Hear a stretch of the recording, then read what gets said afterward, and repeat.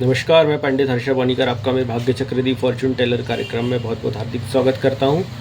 आज हम बात करने जा रहे हैं पितृमोक्ष अमावस्या पे कि आखिर ये जो पितृपक्ष में महालय क्या होता है और पितृमोक्ष अमावस्या पे कैसे दान से हमारे पूर्वजों के प्रति कृतज्ञता प्रकट करें और क्या है ये पितृपक्ष जो अभी चालू है और कैसे क्या लगता है। देखिए, शास्त्रों में एक श्लोक मिलता है, कन्यागते सवितरी पितरो यन्ति वे सुताना अमावस्या दिने प्राप्तं गृहद्वारं सम्माश्रिताः श्रद्धा भाव सभवनम शापम दत्वा ब्रह्म नतीते।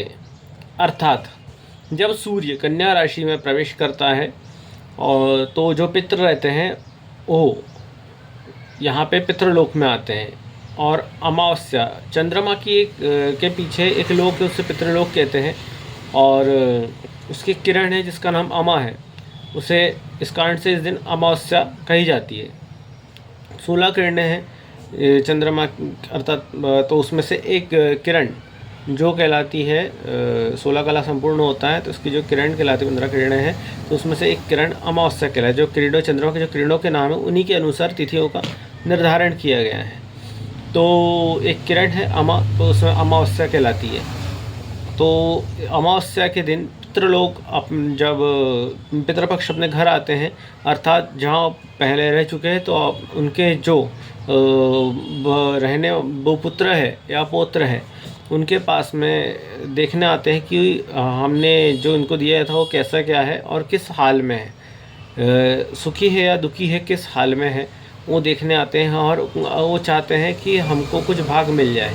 तो इसके शास्त्रीय प्रमाण क्या है, तो महाभारत काल के समय का एक प्रमाण ये मिलता है पितृपक्ष का कि जब कर्ण अंगराज कर्ण जब युद्ध में जब मारे गए थे अर्जुन के द्वारा, तो स्वर्गलोक गए, तो वहाँ पे उनको सोने चांदी के आभूषण परोसे गए थे खाने के लिए। अर्थात जो आप यहाँ दान करते हैं वहीं आपको वही चीज़ वहाँ आपको प्राप्त होती है।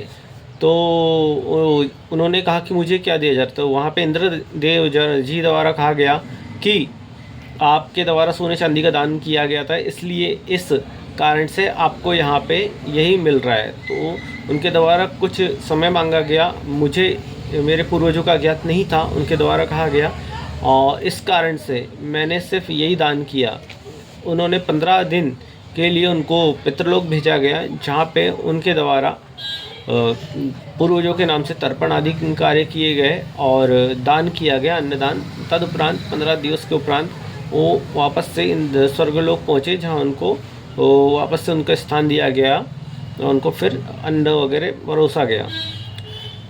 और पिंडदान क्या होता है, देखिए, पिंडदान जो एक चावल का पिंड होता है जिसमें तिल मिश्रित पिंड हम पितरों के निमित्त करते हैं। हमारा शरीर पंच तत्वों से मिला है, तो पंचतत्व अर्थात भूमि अर्थात पृथ्वी, अग्नि, वायु, जल और आकाश, इन पंचतत्वों से हमारा शरीर बना है।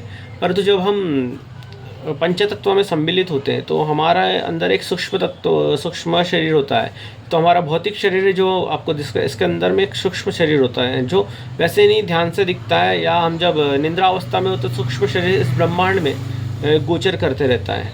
तो जो सूक्ष्म शरीर है वो यहीं रहता है ब्रह्मांड में और यात्रा करता है। तो मरणोपरांत हमारा सूक्ष्म शरीर अलग कर दिया जाता है और हमारी आत्मा जो है उसको अगले जन्म के लिए भेज दिया जाता है। तो वो जो शरीर है उसके निमित्त हम पिंड दान करते हैं ताकि हमारे पितरों को अच्छी सद्गति प्राप्त हो और अच्छा उनको शरीर प्राप्त हो। तो उसमें कुछ तिल मिश्रित करके हम पिंडदान किया जाता है।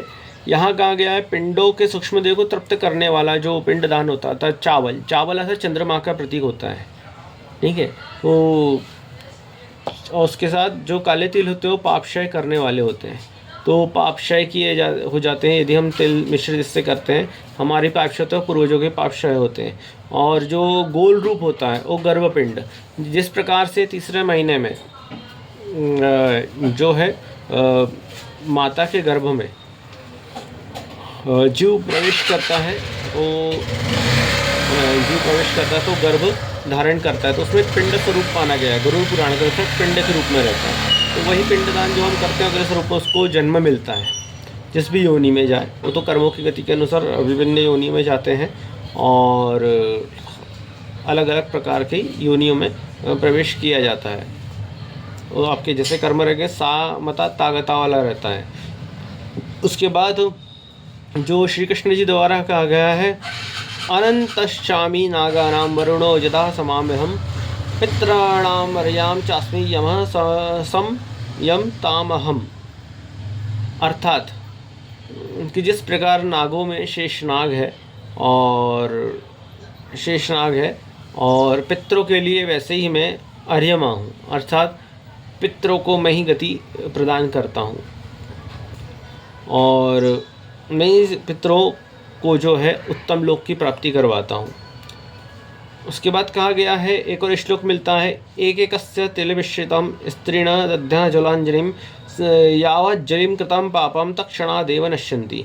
अर्थात जो भी मनुष्य अर्थात अपने पितरों के लिए अंजलि में जल लेकर के तिल मिश्रित करके उनको तर्पण करता है, उसके सभी पाप तत्क्षणी नष्ट हो जाते हैं। देव पूजा से ज़्यादा पितृ पूजा का महत्व बताया गया है। अर्थात जिनके पितृ माता पिता नहीं है वो लोग ये पूजा कर सकते हैं, जिनके माता पिता हैं वो नहीं कर सकते। हाँ, आप नमस्कार अवश्य कर सकते हैं, अपने पितरों के प्रति कृतज्ञता व्यक्त कर सकते हैं।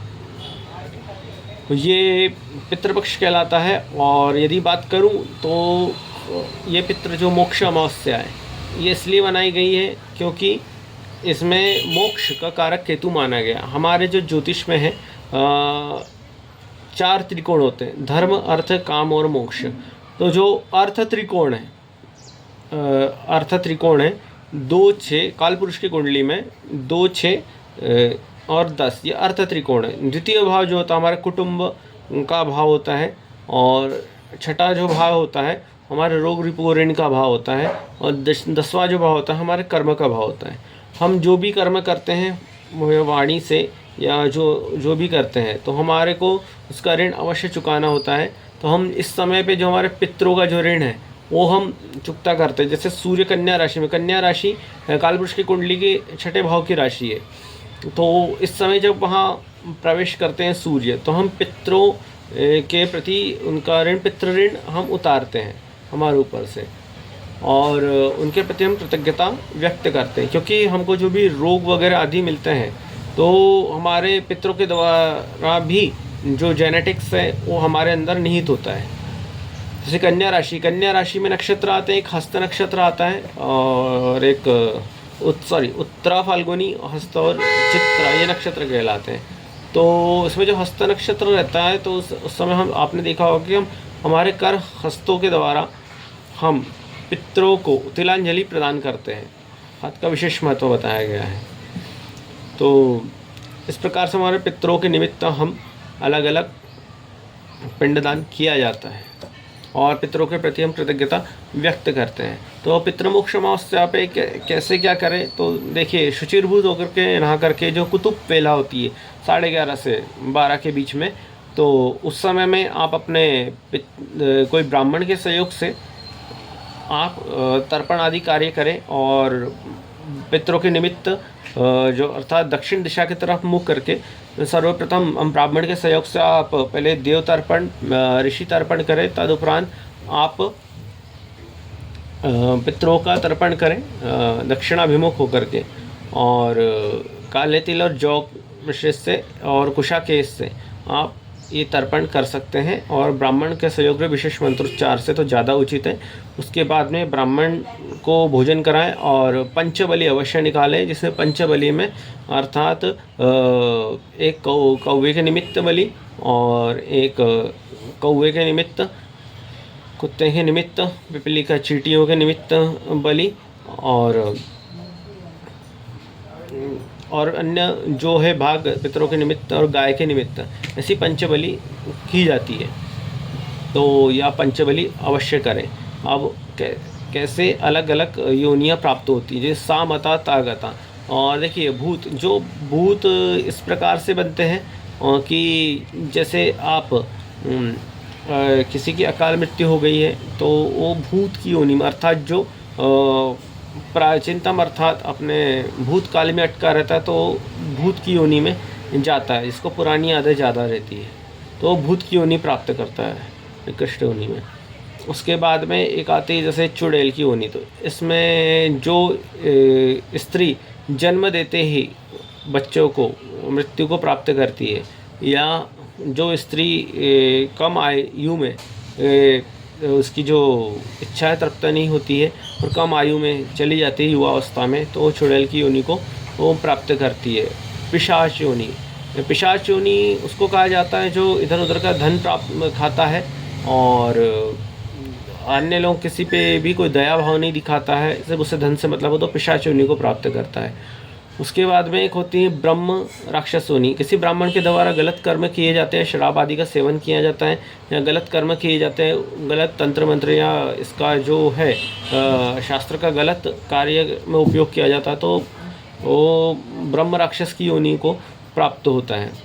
और अन्य भी बहुत सी प्रकार की योनियाँ हैं, उनको भी प्राप्त होता है। और जैसे जो पति पत्नी है अर्थात यम नियम का पालन नहीं करते तो उनको कुकुर की योनि और बैल की योनि भी प्राप्त होती है। और साथ में इसमें बहुत सी प्रकार की जल की योनियाँ भी होती है।